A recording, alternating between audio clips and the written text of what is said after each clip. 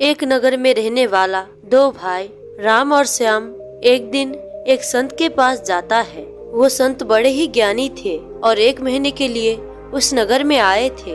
उन दिनों के समय में उस नगर के सारे लोग इस बात से अनभिज्ञ थे कि खाना खाने का सही नियम क्या है। जथाभावी या यूं कहे खाने का ठीक से अनुपात न मिलाकर जिस भी समय खा लेते थे और इस कारण से सभी को प्राय पेट से संबंधित, पाचन से संबंधित रोगों ने घेर लिया था। उसी बीच वो संत उस नगर में आए थे। तब राम और श्याम इस समस्या का हल पाने के लिए उस संत के पास गए और अपने गांव की सारी समस्या उन दोनों भाइयों ने उस संत को बताई और उनसे पूछा कि संत महाराज जी, आजकल के समय के हिसाब से हमें कुछ ऐसे खाने का नियम बताइए जो कि हम स्वयं, अपने परिवार और अपने गांव के लोगों को भी बता सके, उन्हें भी ज्ञान दे सके, क्योंकि आजकल तो हमारे नगर में यही समस्या चल रही है। तब वो संत बोले कि बच्चा, इसका हल तुम लोगों को जरूर मिलेगा। तुम बस मेरी इन 6 नियमों को ध्यान से सुनो और समझो क्या तुम्हें करना है और क्या नहीं, कैसी दिनचर्या अपनानी है और दिनचर्या के कौन सी चीज में सुधार लाना है। तब वो संत बोले, इस शरीर का निर्माण जो हुआ है वो अन्न से हुआ है, लेकिन जो शरीर में रोग उत्पन्न होते हैं वो भी अन्न से ही होते हैं। जब आप आहारों के नियमों का ध्यान नहीं रखते हैं तो जो आहार आपके लिए अमृत है, सात्विक है, वो भी उत्तम नहीं रहता है, नुकसान करने वाला हो जाता है। आज के नियमों को अगर तुम पालन करते हो तो आप अपने जीवन में अनेक बीमारियों और अनेक समस्याओं से बच सकते हैं, हमेशा ऊर्जावान और युवा बने रह सकते हैं, सक्रिय रह सकते हैं। इस प्रकार के नियम बड़े ही उपयोगी है और बड़े ही सरल है। दोस्तों, एक बात आपको बता दे, आज की जो बताई गई नियम है वो विशेष साइंटिफिक है, उनके विशेष लाभ आपको देखने को मिलेंगे। तो दोस्तों, इससे पहले आप कहानी में खो जाए, इस चैनल को सब्सक्राइब जरूर कर ले और साथ ही साथ कहानी में जरूर अंत तक बने रहे। फिर वो संत बोले, सबसे पहला नियम है कि खाना कैसे बैठकर खाए। इसकी तरफ अक्सर व्यक्ति ध्यान नहीं देता। दूसरी तरफ पाश्चात्य संस्कृति के प्रभाव में आकर हमने ऐसी सारी चीजों को अपने जीवन में धारण कर लिया है जो कि हमारे लिए बिल्कुल भी ठीक नहीं है। उनमें से ही एक है कि कैसे बैठकर भोजन कर रहे हैं।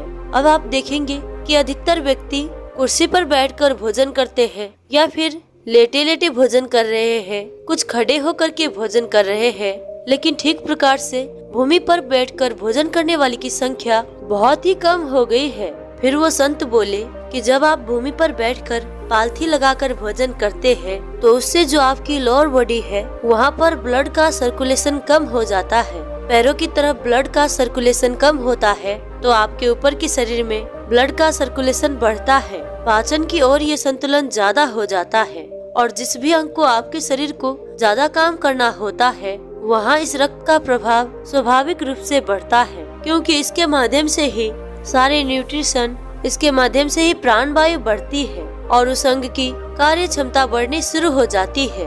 तो इसीलिए कहा गया है कि आप पालथी लगा के बैठकर भोजन करेंगे तो उससे आपके पाचन पर अच्छा प्रभाव पड़ेगा और ये पूर्ण रूप से वैज्ञानिक चीजें हैं। आप इस नियम का पालन करते हैं तो थोड़े ही दिनों में आपको अपने पाचन पर बड़े अच्छे प्रभाव देखने को मिलेंगे।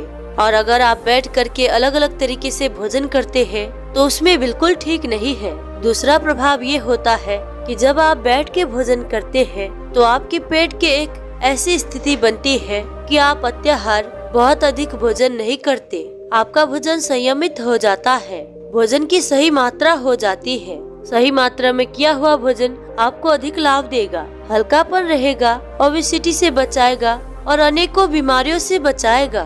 तो केवल सही तरीके से बैठ के खाना खाने मात्र से आपको इतने बड़े लाभ प्राप्त हो सकते हैं। तो इसको आज से ही अपने जीवन में धारण कीजिए। दूसरा जो नियम है भोजन करने का सही समय, आप समझे कि आपके भोजन का समय कब होना चाहिए। यहाँ पर 2 अलग अलग विषय हो जाते हैं। पहला तो हमें सही समय पर भोजन करना चाहिए। भोजन का एक नियम होना चाहिए कि इतने बजे भोजन खा पी कर समाप्त हो जाए। फिर वो दोनों भाइयों में से एक भाई कहता है कि संत महाराज जी, हम ऐसा करने की कोशिश करते हैं लेकिन हमें उस समय पर भूख नहीं लगती। कभी हमें देर से भूख लगती है तो कभी हमें पहले ही भूख लग जाती है, तो क्या करें। तब वो संत बोले, इसके लिए आपको ये करना होगा कि आप जैसे सुबह का भोजन कर रहे हैं और आपको पता है कि दोपहर का भोजन आपको 12 से 1 बजे के बीच में करना है, तो सुबह अगर आप 8 बजे के आसपास आहार ले रहे हैं तो आप उतनी ही मात्रा में आहार ले जितना कि आपको सहजता से उस समय भूख लग जाए। अगर आप सुबह बहुत अधिक खा लेंगे और फिर 2 बजे खा रहे हैं, 3 बजे खा रहे हैं, तो वो बहुत गलत है। और तो और कुछ लोगों का ऐसा है कि वो सुबह 2 कप चाय पी लेंगे और बस हो गया। वो जो चाय खाली पेट शरीर में जाकर वो जो नुकसान करेगी वो तो करेगी ही, लेकिन फिर उन्हें 10-11 बजे भूख लग जाएगा, फिर वो थोड़ा बहुत कुछ खा लेंगे और जब सही आहार का उनका जब समय होगा तो सही प्रकार से भूख लगी हुई नहीं होगी। तो इन चीजों को आप कैसे संतुलित कर सकते हैं? तो आपको अपने भोजन की मात्रा को एडजस्ट करना है और देखना है कि इस समय मैं कितना खाऊंगा कि मुझे उस समय तक उचित भूख लग जाएगी। और इस तरीके से आपकी जो शरीर की क्लॉक है ये भी डिसाइड हो जाएगी। आपको और आपके शरीर को पता होगा कि कब मुझे कैसे कैसे आहार लेना है। ये जो संतुलन बनेगा इससे आपको बहुत अच्छे लाभ होंगे, 100% गारंटी है ये। तो भोजन का एक सही समय आपको सुनिश्चित करना है। फिर वो संत बोले, भोजन का तीसरा नियम है भोजन की सही मात्रा। तीसरे स्थान पर आप समझे कि आपके भोजन की मात्रा क्या होना चाहिए। आप रोज भोजन करने के बाद ऐसा अनुभव करें कि आपने कुछ भोजन किया ही नहीं। वही सही तरीका होता है, वही ठीक मात्रा होती है भोजन की। लेकिन जो कोई बहुत दुबला पतला है और उसे अपनी वजन बढ़ाना है तो वो लोग शायद इस नियम से संतुष्ट नहीं होंगे। पर आप लोगों को और वजन कैसे बढ़ाए? लेकिन आज के समय में वजन बढ़ाने के लिए लोग कहते हैं कि आप बार बार खाते रहे, हरदम खाते रहे, तो ये चीज ठीक नहीं है। इससे शरीर में विषाक्तता बढ़ेगी। थोड़े दिन तो आपको ठीक लगेगा, लेकिन जब लंबे समय की बात की जाए तो ये चीजें आपके लिए ठीक नहीं होगी। तो प्रश्न ये है, तो फिर वजन कैसे बढ़ाए? तो आप ये समझे कि वजन बढ़ाने के लिए आपको ऐसे व्यायाम करने होंगे, अपने जीवन शैली को ऐसा एक्टिव बनाना होगा जिससे कि आपका पाचन तंत्र और अच्छा काम करने लगे और आपको अधिक भूख लगने लगे। अगर आपको अधिक भूख लग रही है तो आप अधिक भोजन कर रहे हैं, पूरा पेट भर के अच्छा पौष्टिक कारक भोजन कर रहे हैं, तो वो आपके वजन को बढ़ाएगा। लेकिन उसके लिए आपको ऐसे योग अभ्यास करने होंगे जो कि आपके पाचन शक्ति को बढ़ा देते हैं। फिर आप कुछ खा रहे हैं जो कि सहज आपका पचेगा, क्योंकि जो जठर अग्नि है वो एक्टिव होगी, वो तुरंत उसको हजम कर रही है, वो अच्छे से उसको हजम करेगी और आपके शरीर में विषाक्तता नहीं आएगी। इसीलिए अपने लाइफ स्टाइल को एक्टिव रखें। जैसा आप भोजन लेते हैं उसी के अनुकूल आप एक्सरसाइज करें, व्यायाम करें। ऐसा नहीं कि खाए और पूरे दिन बैठे रहे, ऐसे में तो वो आप शरीर पर भार ही डाल रहे हैं। अगर आप अच्छा अधिक मात्रा में और भारी भोजन कर रहे हैं तो अच्छा शारीरिक अभ्यास भी आपका होना चाहिए,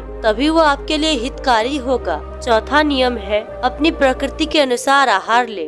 वात पित्त कफ 3 प्रकृतियाँ होती है, ये आपको देखना होगा कि आप किस प्रकृति से प्रभावित है, वात पित्त या कफ से प्रभावित है। ये आपको देखना होगा कि किस वस्तु से प्रभावित है आप, आपके लिए वो ठीक है या नहीं। आप ये नहीं कह सकते कि ये अच्छी चीज है, ये नुकसान नहीं करेगी। आप समझे कि ये चीज आपके लिए कैसी है। इसीलिए अपने प्रकृति के अनुसार आहार लेना ये एक बड़ा महत्वपूर्ण विषय होता है। कई लोग तो जीवन भर ये गलती करते रहते हैं और अपने स्वास्थ्य को नष्ट करते रहते हैं। तो दोस्तों, अगर आप वात पित्त कफ ये 3 दोषों के लक्षण, प्रभाव और संतुलन के नियम जानना चाहते हैं तो इस पर पहले से ही वीडियो बना हुआ है, आप जाकर विजिट कर सकते हैं। फिर वो संत महात्मा 5वें नियम को समझाते हैं। 5वां नियम है खाना खाने से पहले और खाना खाने के बाद क्या करें।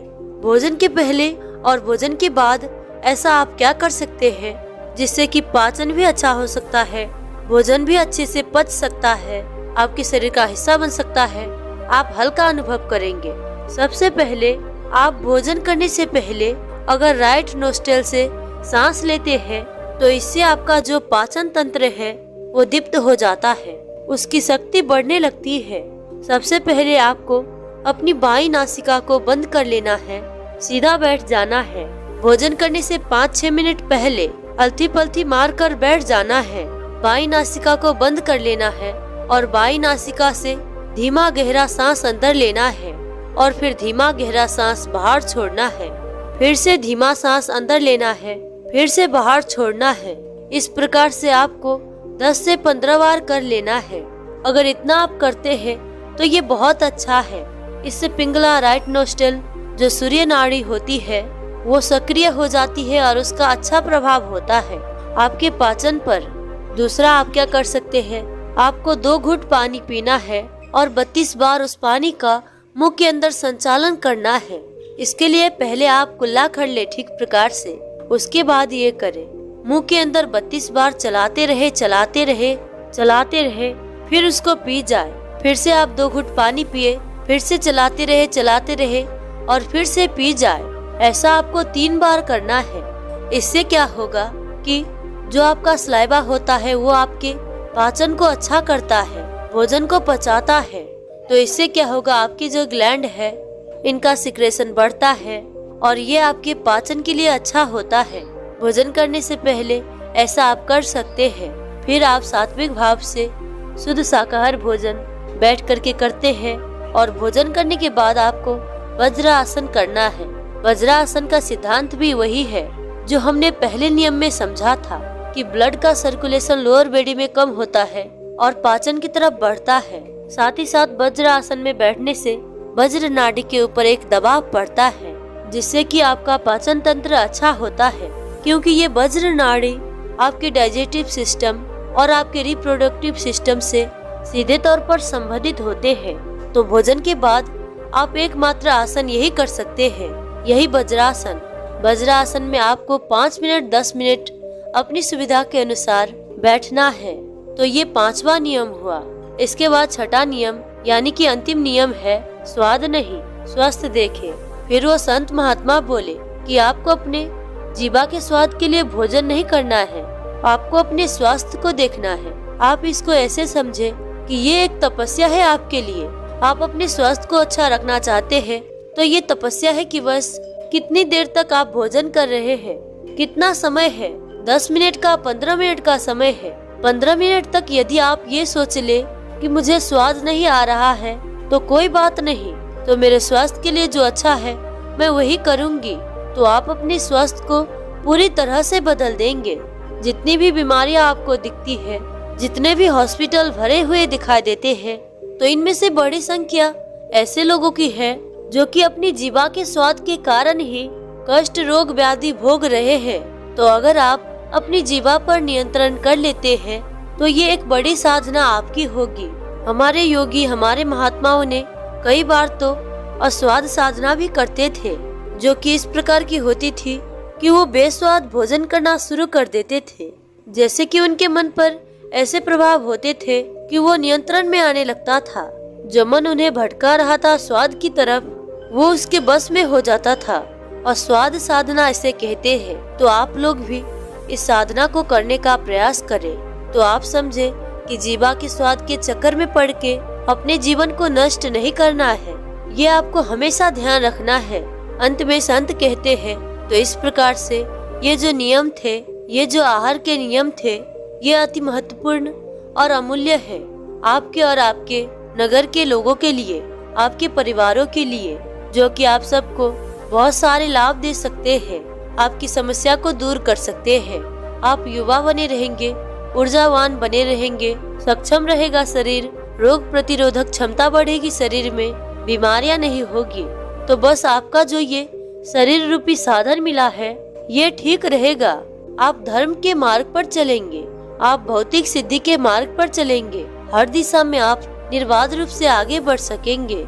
फिर वो संत महात्मा कहते हैं, तो आज की ज्ञान को अपने घर परिवार और अपने नगर में घर घर में प्रचार करना। वो दोनों भाइयों ने कहा, ठीक है महात्मन, हम तो यही चाहते थे। आपका बहुत बहुत धन्यवाद हमें इतनी अच्छी मार्गदर्शन देने के लिए। और वो दोनों भाई राम और श्याम अपने घर अपने नगर वापस लौट आए। तो दोस्तों, आशा करते हैं आज की वीडियो आपको जरूर पसंद आई होगी। इसीलिए वीडियो को एक लाइक और हमें सपोर्ट करने के लिए इस चैनल को सब्सक्राइब जरूर करें। साथ ही साथ अंत तक इस वीडियो में बने रहने के लिए मैं पूजा शर्मा आप सभी का दिल से बहुत बहुत धन्यवाद करती हूँ। तो मिलते हैं ऐसी किसी और वीडियो में, तब तक के लिए अपना ख्याल रखें। धन्यवाद।